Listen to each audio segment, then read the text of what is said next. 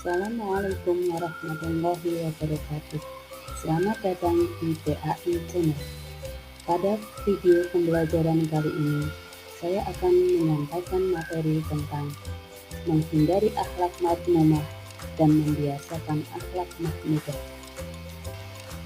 Sebelum kita mempelajari materi, alangkah baiknya kita mengetahui terlebih dahulu tujuan pembelajaran materi menghindari akhlak madmumah dan membiasakan akhlak mahmudah.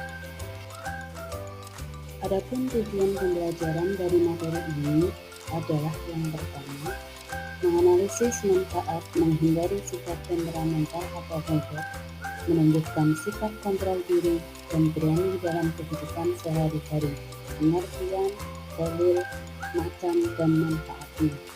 Tujuan yang kedua, menyajikan paparan tentang menghindari perilaku temperamental atau ghadab, menumbuhkan sikap kontrol diri dan berani.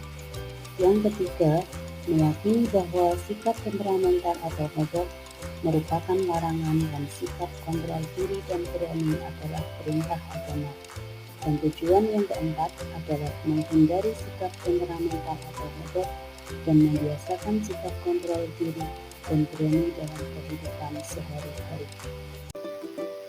Anak-anakku yang dirahmati Allah, perilaku yang kedua yaitu kontrol diri, atau dalam bahasa Arab disebut dengan mujahadah an-nafs. Kontrol diri adalah kemampuan individu dalam mengontrol dan mengelola faktor-faktor perilaku sesuai dengan situasi dan kondisi untuk menampilkan diri dalam melakukan sosialisasi, kemampuan untuk mengendalikan perilaku, kecenderungan menarik perhatian, keinginan mengubah perilaku agar sesuai untuk orang lain, menyenangkan orang lain, selalu konform dengan orang lain, dan menutupi perasaannya. Dalam agama Islam, kontrol diri diistilahkan dengan mujahadah an-nafs. Kontrol diri sama dengan pengendalian menghadapi hawa nafsu, emosi, dan hal lain yang nantinya berdampak buruk. Mujahadah an-nafs berasal dari kata mujahadah yang artinya bersungguh-sungguh, serta an-nafs yang berarti diri sendiri. Maknanya adalah perjuangan melawan hawa nafsu atau perbuatan tercela sesuai hukum Allah Subhanahu wa Ta'ala. Perintah tentang menumbuhkan sifat kontrol diri terdapat di dalam hadis riwayat Muslim yang berbunyi, A'udzubillahi minasyaitonir rajim, Bismillahirrahmanirrahim. An Abdullah bin Mas'ud radhiyallahu anhu qala Rasulullah sallallahu alaihi wasallam, "Fama ta'uduna sura'ata fikum?" Qulna alladhi la yasra'u rijalu qala laisa bidzalika walakinnahu alladhi yamliku nafsahu indal ghadab, yang artinya dari Abdullah bin Mas'ud radhiyallahu anhu berkata, Rasulullah sallallahu alaihi wasallam bersabda, "Apakah yang kamu sebut dengan orang yang perkasa atau kuat di antara kamu?" Jawab kami, "Orang yang mampu merobohkan lawannya." Jawab Nabi, "Bukan itu orang yang perkasa, melainkan seseorang yang mampu menyesuaikan dirinya pada saat yang Hadis riwayat Muslim. Kontrol diri terbagi menjadi 3 macam. Yang pertama, kontrol perilaku, yang kedua, kontrol kognitif, dan yang ketiga, mengontrol keputusan.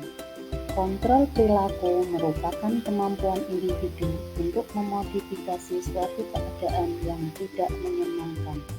Adapun kontrol kognitif merupakan kemampuan individu dalam mengolah informasi yang tidak diinginkan dengan cara menafsirkan, menilai, atau menggabungkan suatu kejadian untuk mengurangi tekanan. Sedangkan mengontrol keputusan yaitu kemampuan individu untuk memilih dan menentukan tujuan yang ingin dicapainya. Adanya perubahan yang dialami oleh remaja, baik itu dari lingkungan maupun dari dalam diri remaja, sangat membutuhkan adanya kontrol atau pengendalian diri yang cukup. Ada dua hal yang dapat menyebabkan remaja melakukan pengendalian diri. Yang pertama, hal yang bersifat eksternal, yaitu perubahan lingkungan yang ditandai dengan adanya perubahan dalam kehidupan materi, perubahan dalam kehidupan seks, perubahan dalam penggunaan internet, dan perubahan dalam bidang kekerasan.